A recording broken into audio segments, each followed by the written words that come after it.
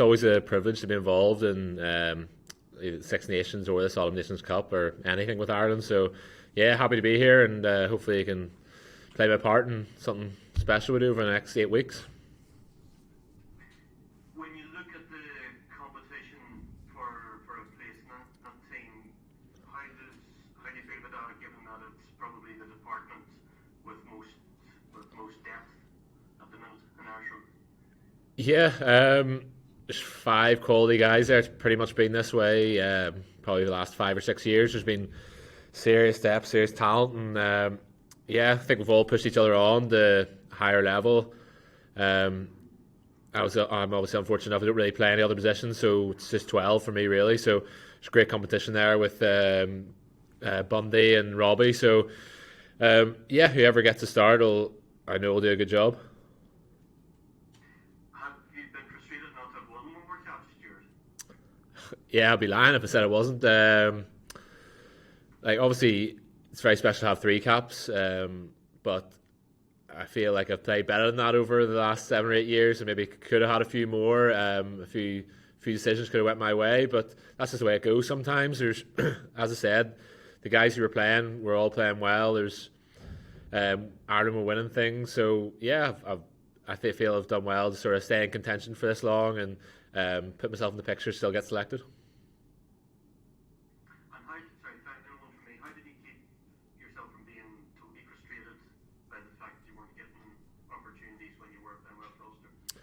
I suppose it just comes with age. I was probably a bit more frustrated when I was 23, 24 about not playing. Okay. It is what it is. I can only do go out and play well. The guys who were playing well. Bundy's played well. Robbie's played well. So yeah, it's good for the coaches to have that much depth, and hopefully I can be relied upon if and when I do get called. Okay, thanks.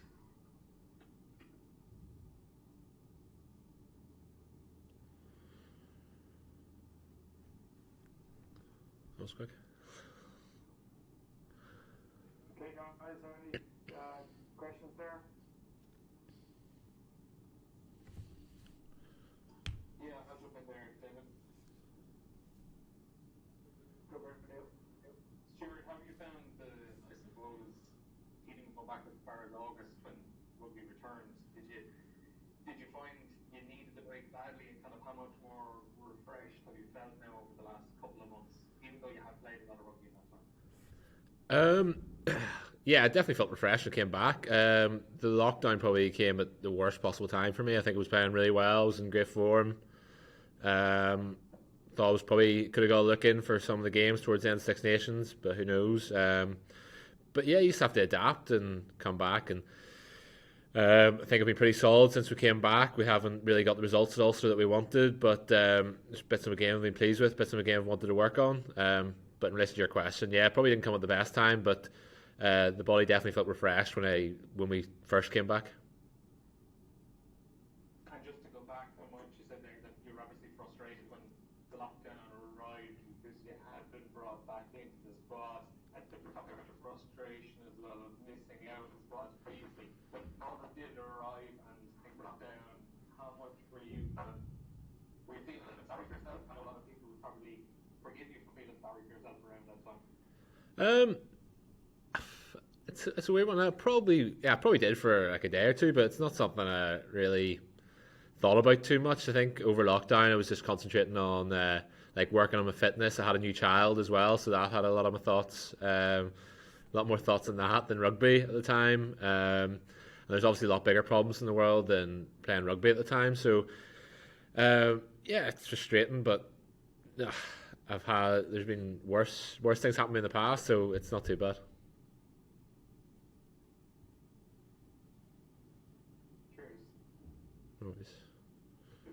Just one from me, Stuart.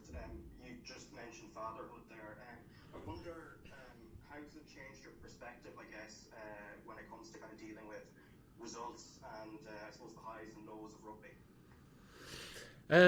Yeah, it definitely gives you a different perspective on life in general. So it does.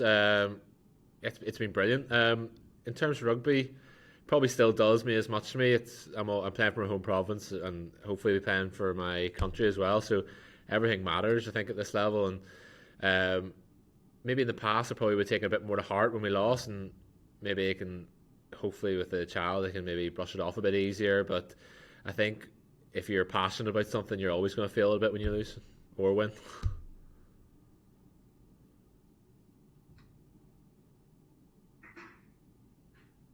Stuart, I was just wondering, you were back, you had the experience the last few weeks of being back and playing in front of a crowd, obviously the game in Toulouse, and what was that like after so many games playing behind closed doors? Yeah, it was actually like a nice, like bit refreshing. So it was getting out there. There's probably I'm not sure how many there was. They said 5,000. It felt like there was a few more. Yeah, it was nice to get back to it, and hopefully we get back to that in the near future. Who knows the way it's going at the minute, but no, it was really great. Even though it wasn't even cheering for us, there's probably about 2 people in the crowd cheering for us. But no, it was nice to hear some noise in the stadium again. It was strange those first few weeks, definitely going out into the Aviva with absolutely dead silence when you run out of the tunnel. When you get playing, it's not as weird because it's rugby at the end of the day, but especially when you run out for the start of the game, it's really weird and eerie. And obviously that was a disappointing result for you, but was it a good thing to be able to start the season off pretty straight away after it? I suppose kind of get back in the saddle after a disappointment with that. In terms, yeah, I get you. Sorry. Yeah, listen, we weren't great. We had 5 games there. Had a good result against Edinburgh away. Obviously, again, the final. Leinster was too good for us in the day of the final. We probably let a few chances go in the first half, and didn't really. As soon as Robbie got the intercept, it was pretty much dead. But yeah, it was good to get back for the guys to get back out the last few weeks and get a few new faces in there, and a bit more energy about the play. The performance has been good since we came back. So yeah, I think the guys up there have been happy with the way it's going, and hopefully they can kick on now and get a few good results in a row.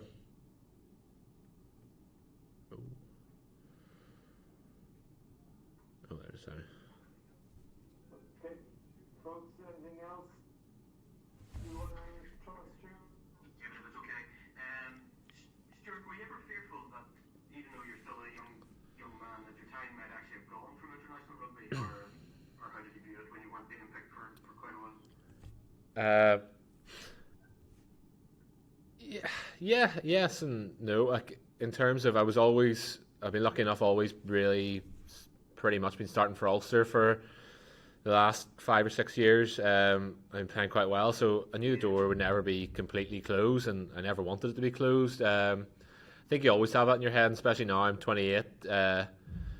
If it doesn't happen in the next year or two, that's pretty much it for me. And at least I can say I gave it a good rattle, and I've tried my best at it. But yeah, there's been parts of me that have thought it, but I'm happy to be here now and happy about putting my best foot forward to hopefully get a game.